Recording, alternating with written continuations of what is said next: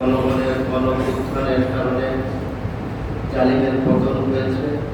বাংলাদেশে আগামী গণতন্ত্র কায়েমের যে সামনে 2026 সালের আপনার ভোটের অধিকার প্রতিষ্ঠার যে নির্বাচন সেটি অনুষ্ঠিত হবে। 15 বছর কেউ ভোট দিতে পারে নাই, এইবার অন্তত পক্ষে তার পছন্দের প্রার্থীকে ভোট দিবে। আর সেই ভোট দেওয়ার জন্যই কিন্তু আমরা আপনাদের পক্ষ থেকে দীর্ঘ 15-17 বছর লড়াই করেছি। অসংখ্য মামলার শিকার হয়েছি, মজলুমের মতো এদিক ওদিক ছোড়াছুটি করে জীবন যাপন করেছি।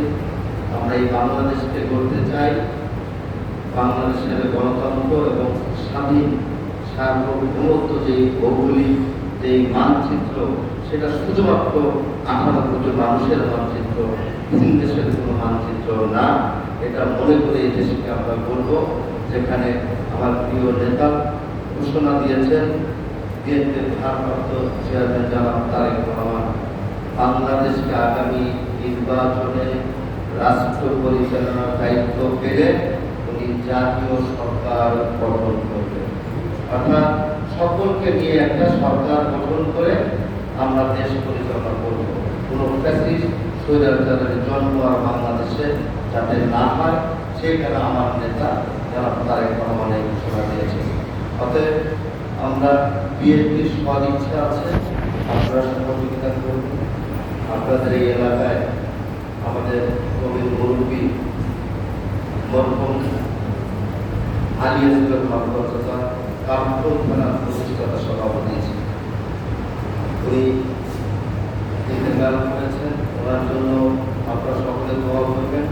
আগামীকাল 15ই আগস্ট সাবেক তিনবারের প্রধানমন্ত্রী দেশনেত্রী বেগম খালেদা জিয়ার 80তম জন্মবার্ষিকী।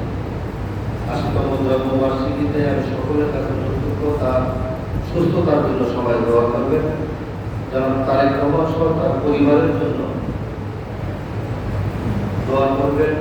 অত্র এলাকার কবির মুরব্বী সামাদ সরকার, ওনার জন্য আমরা দোয়া করব।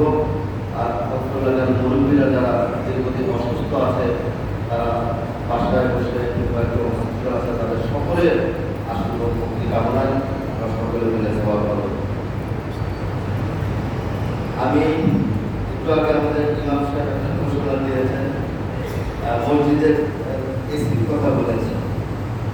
এসি আলহামদুলিল্লাহ, এই মসজিদে তো আমরা সবাই নামাজ পড়বো, আমি কবুল করে নিলাম। এসি বোঝা যাবে, আমি কমিটির সাথে কথা বলে করে দেবো। আলহামদুলিল্লাহ। আমার কথা থাকে মুরব্বীদের কাছে আমি ক্ষমা চাই।